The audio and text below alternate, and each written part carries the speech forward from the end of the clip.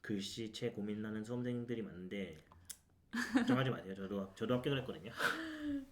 진정한 실력으로 합격하신 분. 한번 공인노무사 한번 써주세요.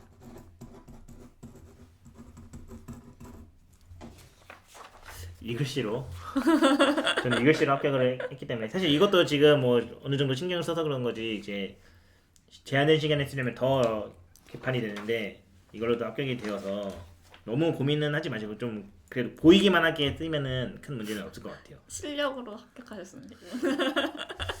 그래서 제가 추천해준 교수님 정말 감사드립니다.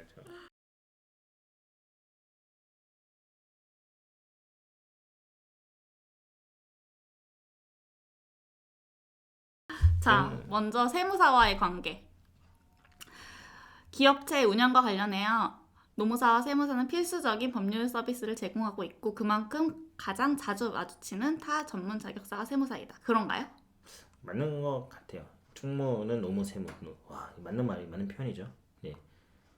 맞아요. 네. 그리고 노무사와 세무사는 자문에 있어서 협력하기도 하고 일단 협력하는 경우가 좀 더 대부분이라고 보시면 되고 이제 단체끼리는 이제 사대보험과 업역과 관련돼서 좀 대립하는 관계라고 보시면 될 것 같아요. 그러니까 개인적으로는 노무사와 세무사의 개인적으로는 이제 서로 협력하는 경우가 좀 많은 것 같은데 이제 뭐 단체 대 단체로는 아무래도 역 관련해가지고는 사실 밑에 있는 게 다 비슷하죠.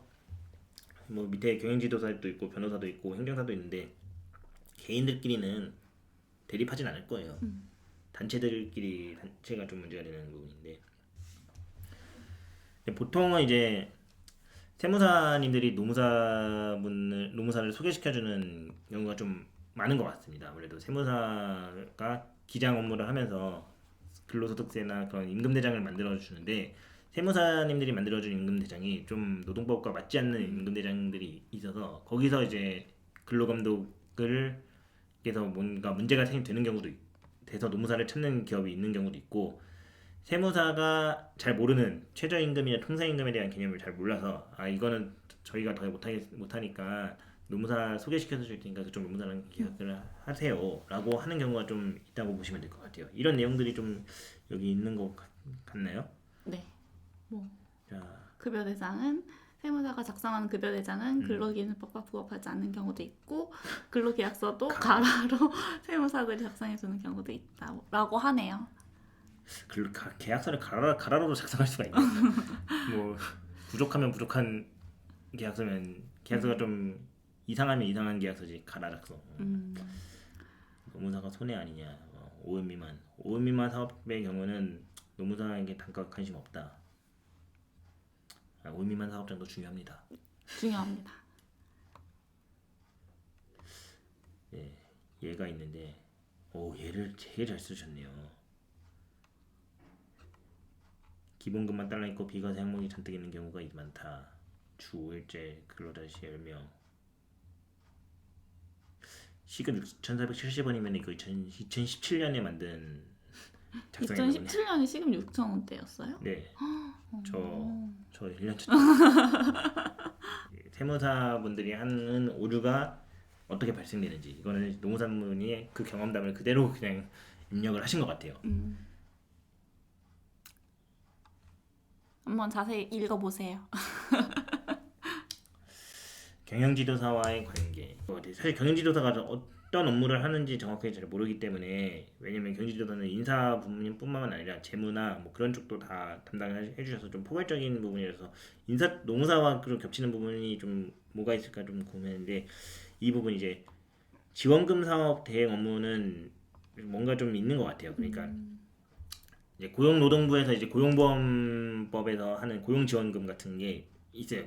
뭐 청년 추가 고용장려금이라든지 지금은 청년 일자리 도약 장려금 그런 지원금 관련된 내용을 이게 뭔가 수수료만 받아도 뭔가 수입이 된다라는 것을 알고 있는 뭔가 노무사 자격이 아닌 분들이 접근을 해서 뭐 우리 경영 컨설팅 회사다라고 해서 접근을 해서 뭐 지원금을 대행해주고 신고를 대행해줘서 그 지원금의 수수료를 받는 그런 부분들이 좀 있는 것 같은데 이것도 이제 최근에 이제 노무사회에서 문제 삼아가지고 소송 진행 중이고 아마 벌금형 정도로 처벌이 나온 걸로 알고 있습니다. 이 부분은 사실 팩트는 제가 지금 기억이 좀 확실하지 않아서 좀 모르겠는데 지금 어쨌든 분쟁 중인 걸로는 알고 있습니다. 그래서 이 부분에 대해서 지원금 사업과 관련돼서 노무사 업무에 대해서 이제 꼭 경영지도사가 아니더라도 뭐 무슨 비자격사들이 침투하는 그런 부분이 좀 있는 것 같아요. 근데 고용지원금은 고용노동부에서 하는 건데 이건 노무사가 해야죠. 노무사가 아닌 분들이 접근하는 지원금은 그냥 무시하시면 됩니다. 변호사와의 관계. 노무사가 소송을 못하는 한계가 있어서 좀 제한이 되는 부분이 좀 있습니다. 물론 이제 전문성의 정도는 좀 차이가 있긴 하겠지만, 네, 여기 써있네요. 이제 노동법률과 관련된 전문성이 있고 가격 경쟁력. 아 좀 슬프네. 가격 경쟁력에서 상대적 우위가 있다는 게 좀 슬픈. 얼마나 가격 경쟁력이 없는 거지. 노무사 수임료를 아끼지 마세요.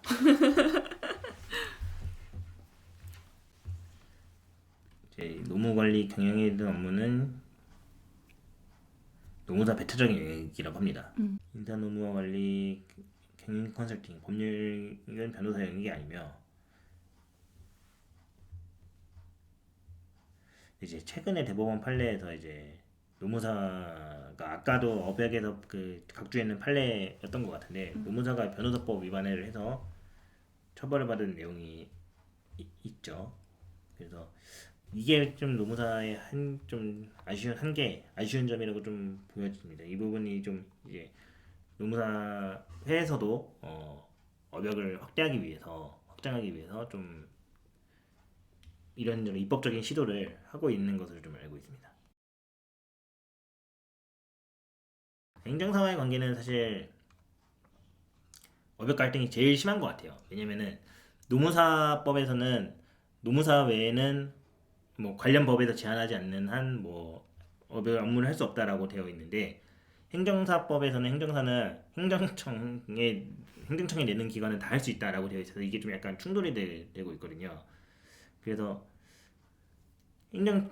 노무사는 이제 노동관계법령을 노무사와 할 수 있다. 거기에 변호사가 좀 추가되는 부분인데 행정사는 우리는 노동부에 내는 이제 서류도 행정청에 내는 서류이기 때문에 다 할 수 있다라고 해서 이제 좀 문제가 되는 것 같아요. 사실 이거는 저는 직접적으로 나온 부분이 경험해 본 적은 없는데 주변에서 가장 많이 보는 사례이기도 하고 행정사 간판이 항상 뭐 산재 대리, 부당해고 뭐 이런 부분들을 하기도 하고 그냥 경우에 따라서는 행정사들이 서면을 작성을 해서 내는 경우도 좀 있는 것 같아요. 이름만 넣지 않고 그런 경우가 좀 있는 것 같습니다. 근데 이것도 최근에 판결에서는 행정사가 처벌을 받은 내용이 있어서 이런 업역 침탈은 업적인 업역 갈등은 좀 이제 좋은 방향으로 좀 해결이 되는 게 좋지 않을까 싶습니다. 네.